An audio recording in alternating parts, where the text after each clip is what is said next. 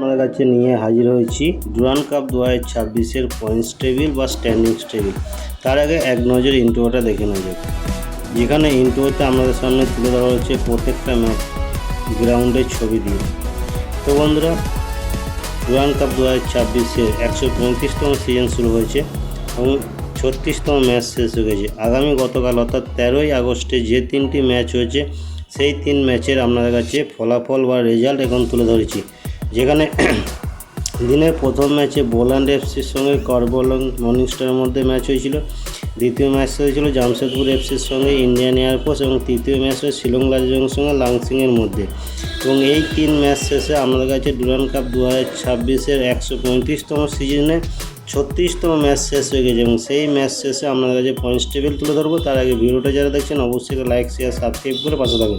এখন দেখে নেওয়া যাক গ্রুপ এতে পয়েন্টস টেবিলে 1 নম্বর অবস্থান করেছে মোহনবাগান এসজি। 3 ম্যাচ খেলেছে, 3 ম্যাচ জিতে 9 পয়েন্ট পেয়েছে। 2 নম্বরে ইস্টবেঙ্গল এফসি। 3 ম্যাচ খেলেছে, 2 ম্যাচ জিতে 1 ম্যাচ ছেড়ে 6 পয়েন্ট পেয়েছে। 3 নম্বরে সাউথ ইউনাইটেড। 3 ম্যাচ খেলেছে, 1 ম্যাচ জিতে 2 ম্যাচ ছেড়ে 3 পয়েন্ট পেয়েছে। 4 নম্বরে সিআইএসএফ প্রোটেক্টর। 3 ম্যাচ খেলেছে, 3টি ম্যাচই হেরে গিয়েছে এবং 0 পয়েন্ট পেয়েছে। গ্রুপ বিতে পয়েন্টস টেবিলে 1 নম্বর অবস্থান করেছে আর্মি রেড। 3 ম্যাচ খেলেছে, 3 ম্যাচ জিতে 9 পয়েন্ট পেয়েছে। 2 নম্বরে সমলেশ্বর এসসি। 3 ম্যাচ খেলেছে, 2 ম্যাচ জিতে 1 ম্যাচ ছেড়ে 6 পয়েন্ট পেয়েছে। 3 নম্বরে মোহামেডান এসসি। 3 ম্যাচ খেলেছে, 1 ম্যাচ জিতে 2 ম্যাচ ছেড়ে 3 পয়েন্ট পেয়েছে। 4 নম্বরে বারানাস ভাগবত। 3 ম্যাচ খেলেছে, 3 ম্যাচ ছেড়ে 0 পয়েন্ট পেয়েছে। এখন দেখব গ্রুপ সি এ পয়েন্টস টেবিলে 1 নম্বর অবস্থান করেছে এসসি দিল্লি। 3 ম্যাচ খেলেছে, 3 ম্যাচ জিতে 9 পয়েন্ট পেয়েছে। 2 নম্বরে জামশেদপুর এফসি। 3 ম্যাচ খেলেছে, 2 ম্যাচ জিতে 1 ম্যাচ ছেড়ে 6 পয়েন্ট পেয়েছে। 3 নম্বরে ইন্ডিয়ান এয়ারফোর্স। 3 ম্যাচ খেলেছে, 1 ম্যাচ জিতে 2 ম্যাচ ছেড়ে 3 পয়েন্ট পেয়েছে। 4 নম্বরে ডিফেন্ডার এফসি। 3 ম্যাচ খেলেছে, 3 ম্যাচ ছেড়ে 0 পয়েন্ট। গ্রুপ ডিতে 1 নম্বর অবস্থান করেছে এফসি র্যাংডাই।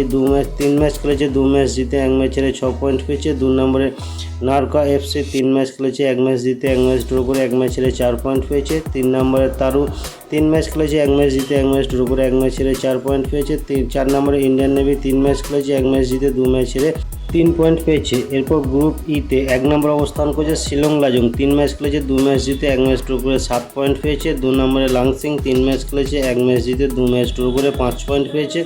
3 নম্বরে নংগেস এসএসসিসি। 3 ম্যাচ খেলেছে, 1 ম্যাচ জিতেছে 1 ম্যাচ ড্র করেছে 1 ম্যাচ হেরেছে 4 পয়েন্ট পেয়েছে। 4 নম্বরে মুম্বাই এফসি। 3 ম্যাচ খেলেছে, 3 ম্যাচ হেরে 0 পয়েন্ট পেয়েছে।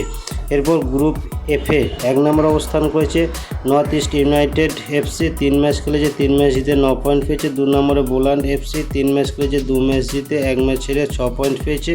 3 নম্বরে এফসি 1। 3 ম্যাচ খেলেছে, 1 ম্যাচ জিতে 2 ম্যাচ ছেড়ে 3 পয়েন্ট পেয়েছে। 4 নম্বরে কার্বি অলিং মর্নিং স্টার। 3 ম্যাচ খেলেছে, 3 ম্যাচে হেরে যাওয়ার ফলে 0 পয়েন্ট পেয়েছে। এরপর আমরা তুলে ধরছি পরবর্তী ম্যাচের সময়সূচি, অর্থাৎ আগামী রবিবার 16ই আগস্টে 2টি ম্যাচ অনুষ্ঠিত হবে। প্রথম ম্যাচটা হবে এসসি দিল্লির সঙ্গে এফসি রাংলার মধ্যে বৈকাল 4টার সময়। দ্বিতীয় ম্যাচটা হবে আর্মি রেডের সঙ্গে ইস্টবেঙ্গল এফসির মধ্যে বৈকাল বা সন্ধ্যা 7টার সময়। এই 2 ম্যাচ হবে আগামী 16ই আগস্ট, যেহেতু 15ই আগস্টে ছুটি থাকছে। তো এই ছিল আজকের আপডেট। তাই ভিডিওটা ভালো লাগলে অবশ্যই এটা লাইক শেয়ার সাবস্ক্রাইব করে পাশে থাকুন। দেখতে থাকুন পরবর্তী আপডেট।